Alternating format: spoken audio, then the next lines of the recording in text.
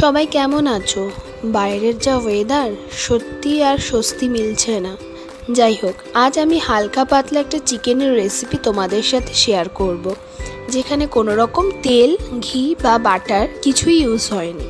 তো আজ আমি পুরো রান্নাটাই শিলনোড়াতে বেটে মশলাগুলো রান্নায় প্রথমে এখানে গোটা গরম মশলা, যেখানে আছে এলাচ, লবঙ্গ আর দারচিনি, এগুলোকে আমি খুব সুন্দর করে মিহি করে বেটে নিয়েছি।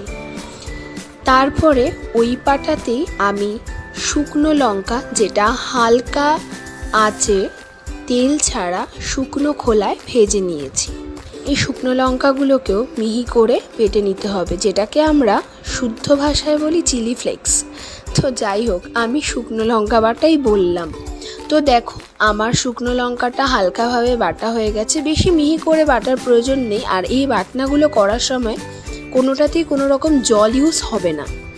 তো এখানে আমি 500 গ্রাম বোনলেস চিকেন নিয়ে নিয়েছি। তার মধ্যে আমি দিয়ে দিচ্ছি আদা রসুনের পেস্ট।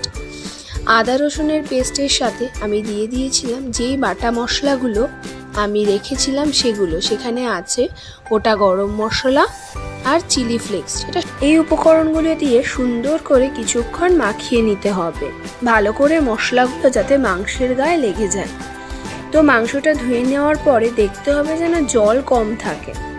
তারপরে এখানে দিয়ে দিতে হবে টক দই, যেটা ছাড়া রান্নাটা পুরোটাই অসম্পূর্ণ। এখানে পরিমাণ মতো টক দই দিয়ে দিতে হবে।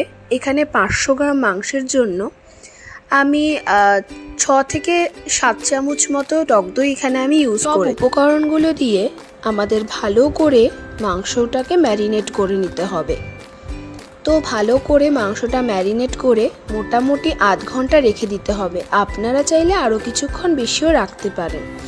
তারপরে কড়া গরম করে এখানে তেল না দিয়ে শুধু পেঁয়াজগুলো দিয়ে ভালো করে লাল লাল করে ভেজে নিতে হবে।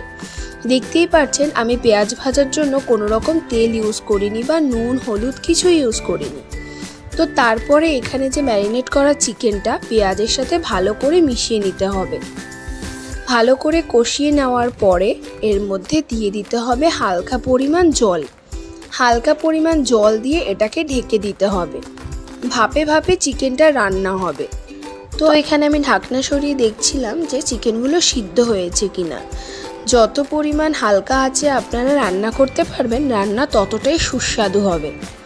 তো এখানে আমার চিকেনগুলো হালকা পরিমাণ হয়ে এসছে। এখানে আমি কিছু পরিমাণ জল দিয়ে দিলাম। জল দিয়ে ভালো করে আবার একটু সিদ্ধ হতে দিতে হবে। তো এবার ঢাকনা না দিয়ে রাখলেও হবে। দেখতেই পাচ্ছেন চিকেন থেকে তেল ছেড়ে দিয়েছে। উপর থেকে চিনি আর নুন আর কাজু বাদাম বাটা দিয়ে ভালো করে নাড়িয়ে নিলাম।